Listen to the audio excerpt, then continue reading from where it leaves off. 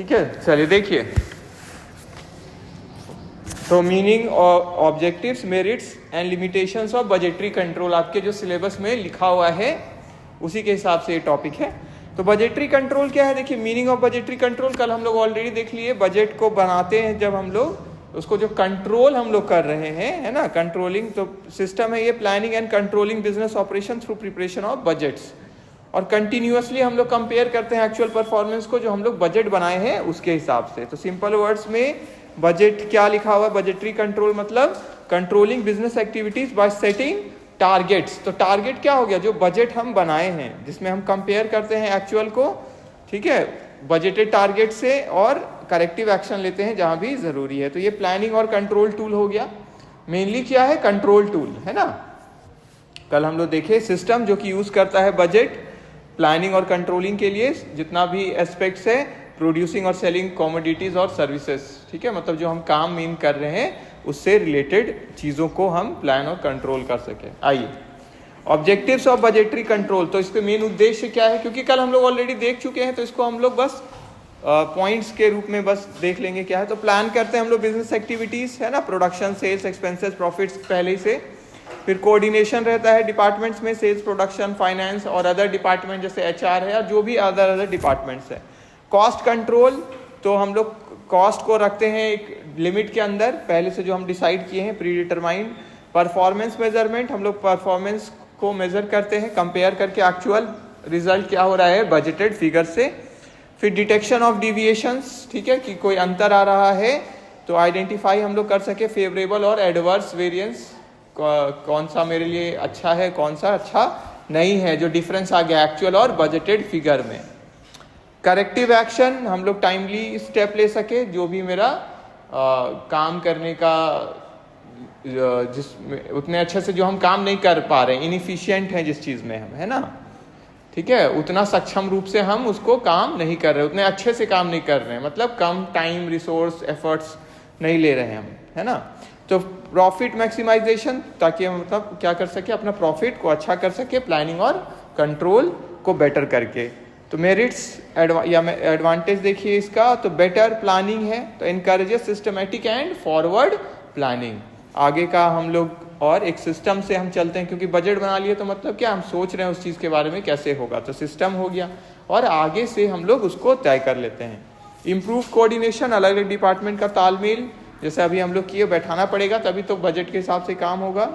Cost efficiency, हम लोग को रिड्यूस करता है हमारा वेस्ट को, उसमें मदद करता है, और ज़्यादा खर्च ना हो जाए उसको रोकने में मदद करता है।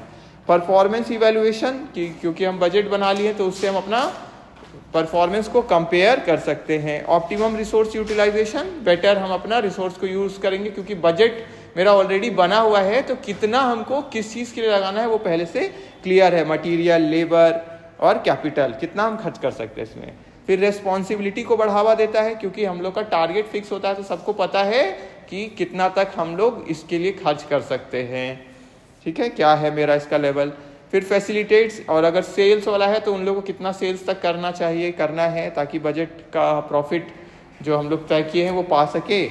फिर फैसिलिटेट्स डिसीजन मेकिंग, हमारा डिसीजन मेकिंग को बेटर करता है, क्योंकि रिलायबल डेटा हम लोग को मिलता है, क्योंकि बजट हम बनाए हुए हैं इसीलिए उसके हिसाब से हम चल पाएंगे। फिर इम्प्रूव फाइनेंशियल डिसिप्लिन, हमको कंट्रोल देता है, किस पर अनुशासन हम कर सकते हैं, किस पर, इनकम और एक्सपेंडिचर पे। आइए, लिमिटेशंस इसके क्या है, क्या कमी है, देखिए बेस्ड ऑन एस्टिमेट्स, तो वो क्या हो सकता है, क्योंकि हम अनुमान लगा रहे हैं तो वो इनएक्यूरेट भी हो सकता है वो सटीक ना हो, तो जिससे मेरा जो टोटल बजट का इम्पैक्ट है वो ऐसा ना रहे। रिजिडिटी, ठीक है, क्योंकि हम पहले ही हम बना लिए हैं, तो फिक्स्ड बजट अगर है मेरा, ठीक है, तो वो हमको सूट नहीं कर सकता है, क्योंकि एनवायरनमेंट कंडीशंस ये सब चेंज होते रहता है। टाइम कंज्यूमिंग, टाइम लगता है हम लोग को बनाने में बजट, है ना। कॉस्टली सिस्टम, और उसको देखने में भी समय लगता है, तो मॉनिटर करने में भी।